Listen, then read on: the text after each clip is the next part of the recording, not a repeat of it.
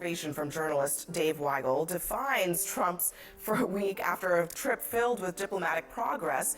It was instead dominated by the president accepting a free luxury jet from Qatar, a nation that he once called funders of terror. Trump says that only stupid people would reject such a gift, but those people include many members of his own party. Heck, the 2016 version of Donald Trump thought that as well.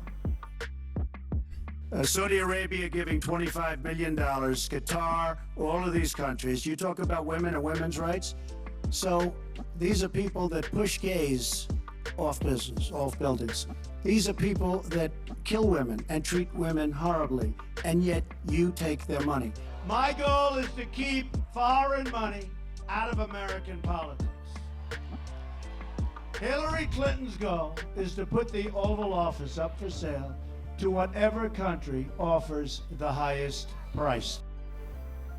Now, this is hardly the only action that's blurring the ethical, legal, and moral lines of a presidency. His crypto ventures, his meme coin and private dinners, his son's billion-dollar deals with nations the U.S. does business with. And yet, the Speaker of the House says if you can see it, it's all good. The reason that many people refer to the Bidens as the Biden crime family is because they were doing all this stuff behind curtains, but in the back rooms. They were trying to conceal it. What President Trump is doing is out in the open. They're not trying to conceal anything. But Mr. Speaker, the investment in the meme coin, those folks are not transparent. We do not know who those people are. I don't know anything about the meme coin thing. I don't know. I can just tell you that, President Trump has had nothing to hide. I love the kind of two sides of the coin here for Republicans. It's always, I don't know anything about that, but I can just tell you that they're being extremely transparent. I don't know, is transparency the antidote to corruption? Can I just go back a second? The follow-up question there is, are you saying that what he is doing right now in the open, are we listening to the same thing? Like, you just admitted that he's doing it in the open, so it's okay to do it in the open? It's still screams of impropriety, smells of it, right? So yeah, it's okay to do it in the open because when it's done in the open, it can be challenged. When it's done behind closed doors and backdoor deals, which is what the Biden administration did, especially when it comes to Hunter Biden, where there's you can't scrutinize it, you can't, possibly eventually what Hunter Biden did end up being taken to court and litigated. He was found guilty on tax evasion, which he should have been found guilty on some other things with 10% to Joe Biden, blah blah blah. But yeah, if it's being done in the open, it's open to scrutiny. It's maybe open to some legal challenges or anything like that. Even on here they're saying the Constitution, because as far as when Qatar is gifting, is mainly they're gifting Donald Trump, but it's pretty much they're gifting the United States jet that is going to replace Air Force One. In my opinion, he should not fly that as Air Force One. No. I really don't know what he should do with it. I don't know. Make it out of make it a museum or something like that, but I wouldn't fly it as Air Force One. But yeah, so if it's in the open, it's open to scrutiny, it's open to possible litigation and things like that. Yes, but if you're doing these things behind closed doors like Biden did, then shit don't even happen until years later after he's out of office and all these things have happened. So the follow-up question has to be a lot more rigorous, but I do agree with what you're saying. Republicans have been getting asked this a bunch now, and everyone has to go back to their talking points about, look, the jet, he is flying on an older White House plane. Yeah, that's conflating two different things. We can talk about the plane separately, but right now he would be receiving a gift, and it would scream of impropriety. And also, as other law enforcement officials have said, they have to sweep the plane. There could be something underneath. We keep coming back to this sort of divide. This is not an ideological issue. Correct, There's no correct. reason why the right or Republicans should be like, this is fine. This is clear corruption. This is emoluments. This is against the Constitution. This is just the process of running government. And it's like the due process issue, which is also not ideological. The right should agree we should use the courts before we throw people out of the country. But we keep arguing about process, and the right follows him. So they're like Trumpist, and we're like pro-Constitution, pro-democracy, anti-fascism. Just follow the Constitution. This should not be an ideological issue. Oh, okay, That's what really? I have to say, even Ben Shapiro, because even Ben Shapiro thinks that perhaps this maybe crossed the line. Yes, I think inherently it is bad. I do not think this is good. I think if we switch the names to Hunter Biden and Joe Biden, we'd all be freaking out on the right. Let's say if Qatar was giving Joe a $400 million jet for his use at his presidential library after his presidency, or if Hunter launched a crypto firm with the son of Antony Blinken and then launched a series of crypto products. So he actually said it, yeah. The jet should be used for Donald Trump's presidential library. Yeah, that'd be the best use for it. But yeah, to accept it, I mean, I don't see a problem with that. It's part of the multi-hundreds of billions of dollars that they have committed to spending in the United States. I mean, what? In which mysterious strangers, including foreigners, were investing. Oh wow, that crypto firm was being regulated by Joe's administration. We'd all have been pretty upset on the right. I have nothing else to say because I think that lays it out pretty clearly what we're talking Yeah, he's about. absolutely right. I mean, listen, another element that you can't ignore in this is the Qataris basically house Hamas and they shield their finances, which are used for international terrorism, which have been used to wage this war against Israel, one of our closest allies in the Middle East. So way to step on your own message, Donald Trump. You just got Iran Alexander, the last remaining American-Israeli hostage, back. In the same day, you're taking Qatari blood money. Yeah, in the food only plane. way you should take the plane is if all the hostages are on it. And you know, I mean, the leadership of Hamas is even 3 doors still, down. Even So still. But even when I was a White House official, we couldn't take a gift over $20. And even so, if it was, you had to report it to an ethics advisor, take an accounting of it. But we were also told, don't even take a pen from a foreign. So here's what these Democrats do. Just to oppose Donald Trump, they're going to talk about a jet, a plane. I think the plane is worth what? I have no idea what the plane is worth. I can probably look it up.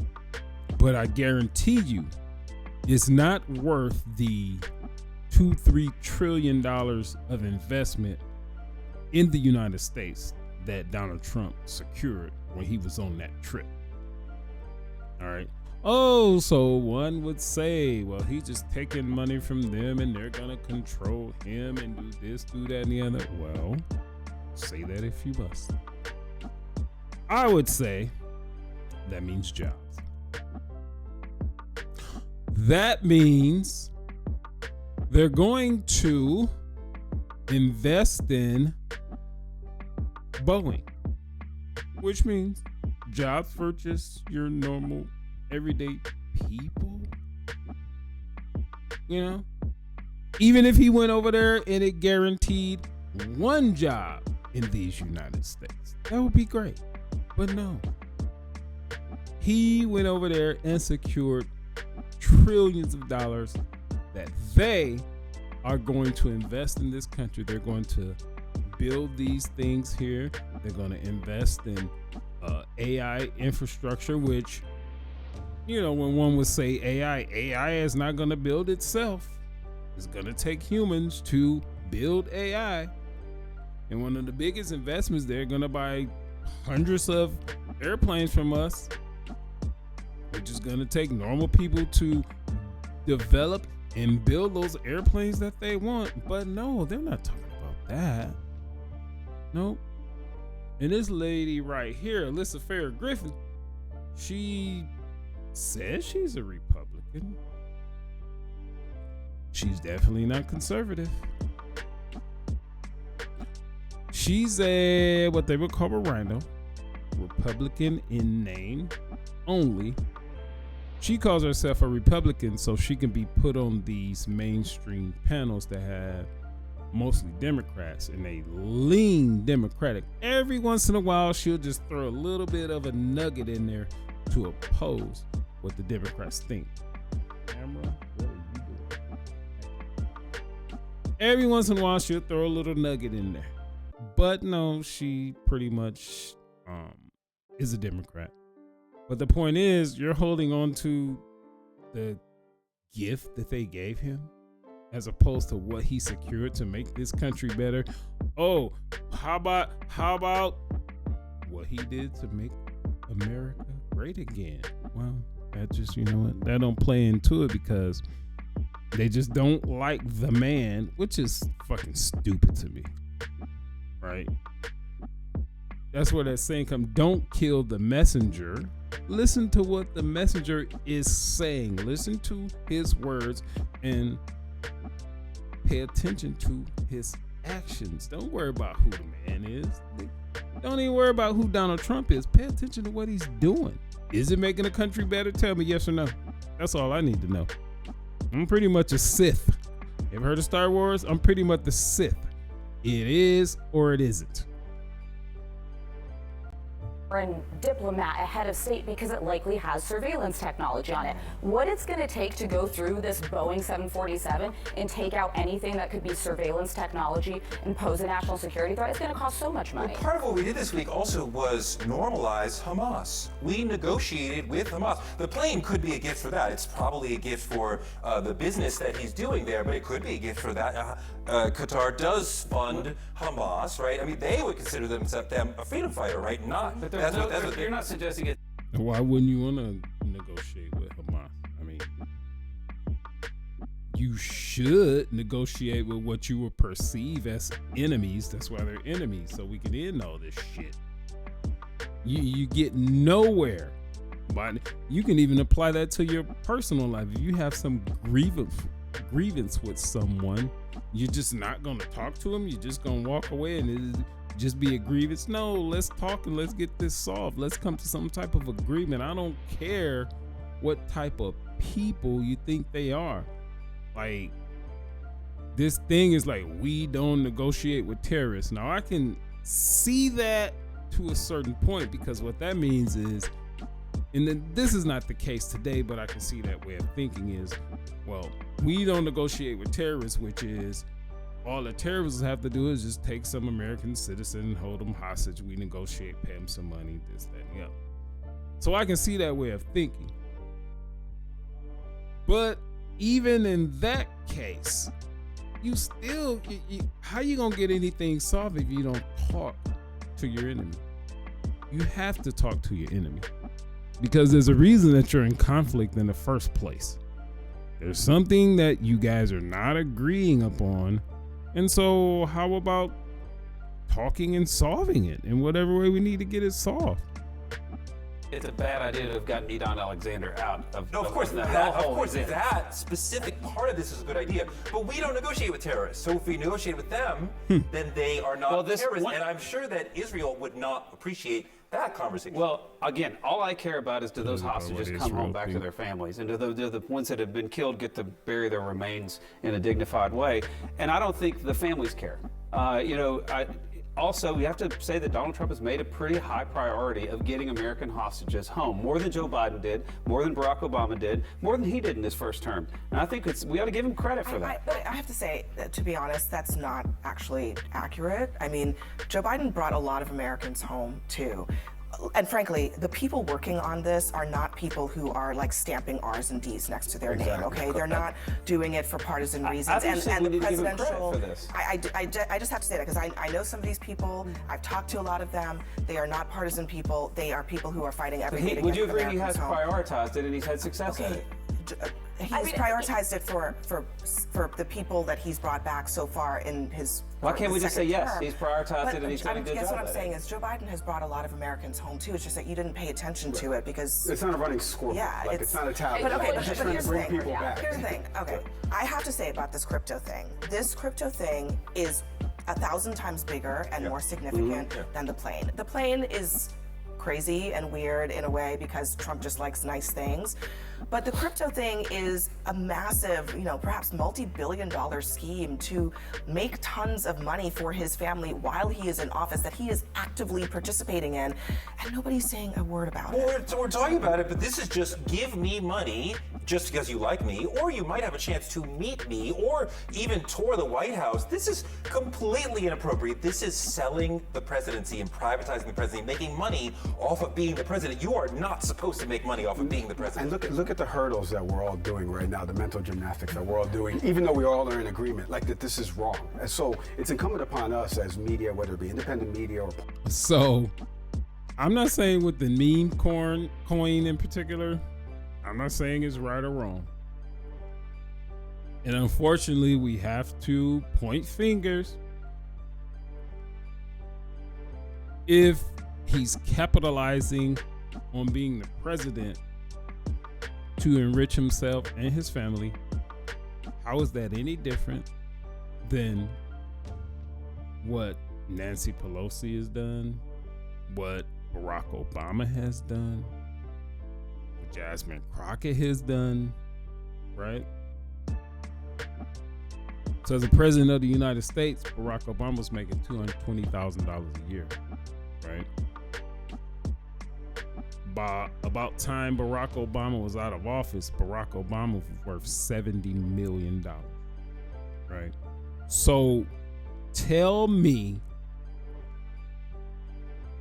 we can, multiply 220,000 by 8. He was in there 8 years. I don't have my calculator right here at this moment. I guess I could, but some tell me that don't equal $70 million in wealth. Where the rest of that money come from? Nancy Pelosi. She just so happens to pass laws on one of the biggest chip makers in the world, NVIDIA. Right?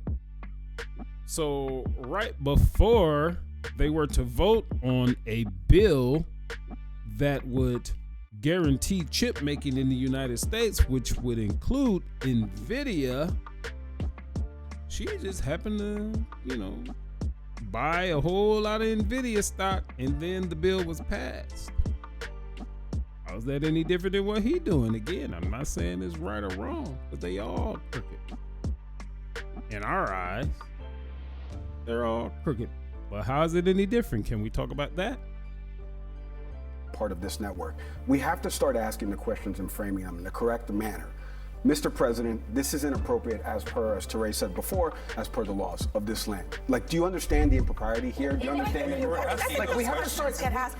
No, I don't think they get asked rigorously. We are asking the question. The problem with the media. We are asking the question. The problem is the corruption and the unethical behavior. I also think that the question is about the mechanisms of enforcing the law, right? So, if Congress says, "Oh, nothing to see here," then there's not a whole lot left that people can do. And I'm just wondering about, do you think at some point somebody has to say to the president, "This has to stop," or is that just not going to happen and they're just going to pocket all of this money?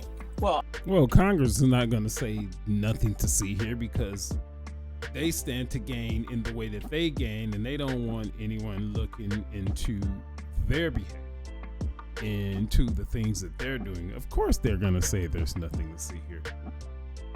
Well, I think he's going to continue on with his private business in the way that his family has always done their private business. They're in the development business, for instance. I think that's kind of the development. The crypto stuff is not real estate. I don't think you should do the meme coin, but I'm a critic of a lot of cryptocurrencies. I think the President of the United States and the Congress of the United States ought to be trying to promote the dollar as the store of value worldwide, and I'm a crypto skeptic. So I'm certainly a skeptic of a meme coin by any celebrity, much less the President of the United States. So I think that's a bad idea. But I think the Congress is focused on plenty of other things.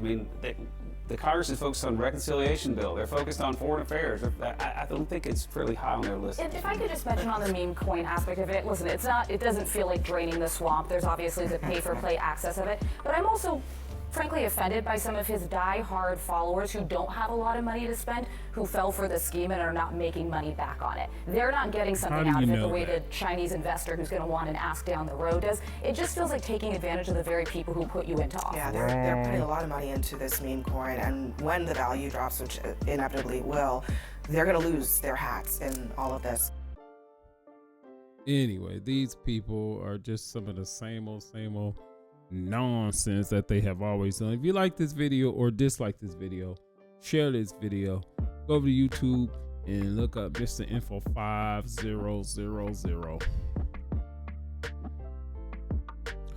Peace.